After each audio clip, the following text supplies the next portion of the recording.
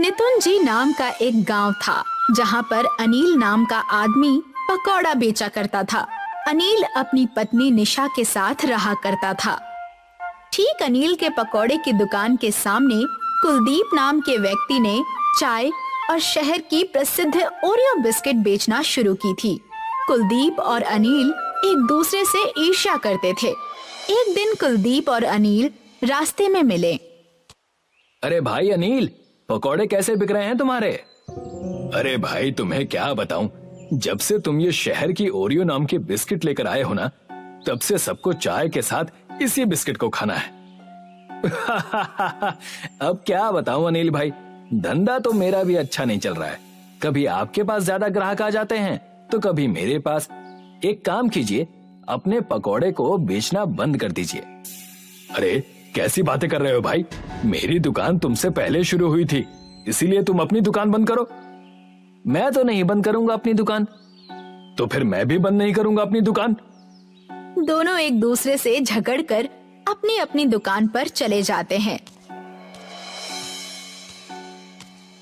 और दूसरी ओर जमींदारनी नीतू अपने चेले टीटू को कहती है, टीटू, मुझे एक नया व्यापार खोलना है, बता हम क्या कर सकते हैं? मालकिन, आजकल मैंने देखा है कि गांव में शहरी पकवान ज्यादा बिक रहे हैं। जैसे कि मैंने सुना है कि मैगी नाम का कोई पकवान बहुत ज्यादा बिक रहा है गांव में, और स्वादिष्ट भी होता है। अगर ऐसा है तो कल से हम वो मैगी ही बेचेंगे, वो भी स्वादिष्ट बनाने वाला केमिकल को डालकर।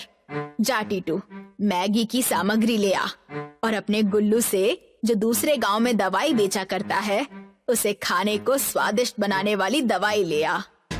वाह मालकिन, धंधा खुला नहीं और लोगों को ठगने का उपाय भी सोच लिया। आप तो सच में बड़ी लालची निकली। चल फुट, जो लाने कहा है वो लेकर आ, ज्यादा मुंह मत चला।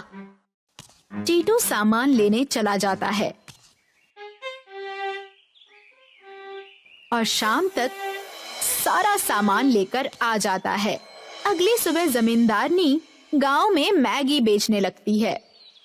ले लो मैगी ले लो, ना ओरियो ना पकोड़े, मैगी खा के लोग दौड़े, मैगी खाओ शक्तिशाली हो जाओ। तभी वहाँ से एक औरत गुजरती है और वो मैगी की बात सुनकर रुक जाती है। अरे वाह, मैंने तो सुना है मैगी तो सिर्फ शहर में बिकती है, मगर अब इस गांव में भी बिकेगी मैगी। गांव में मुझे छोड़कर कोई भी मैगी नहीं बनाता।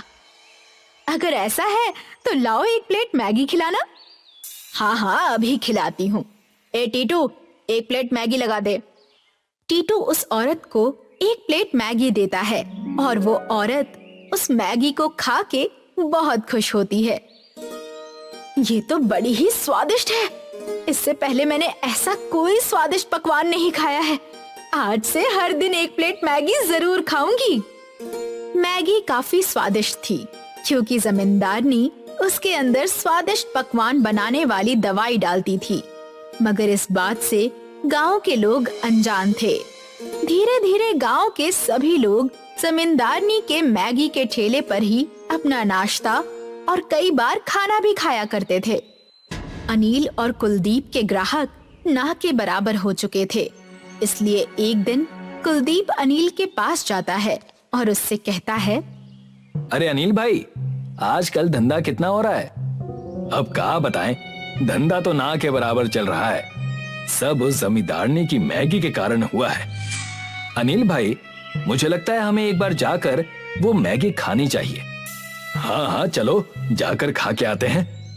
अनिल और कुलदीप दोनों ही जमींदारनी की मैगी की दुकान पर जाते हैं। जैसे ही वो पहुंचते हैं, वो टीटू को मैगी बनाते हुए देखते हैं। टीटू स्वादिष्ट बनाने वाली दवाई को मैगी में डाल रहा था। टीटू, ये तुम मैगी में क्या डाल रहे हो? ये किस तरह का केमिकल है? अरे भाई, कुछ नहीं है, ये तो मैगी को स्वाद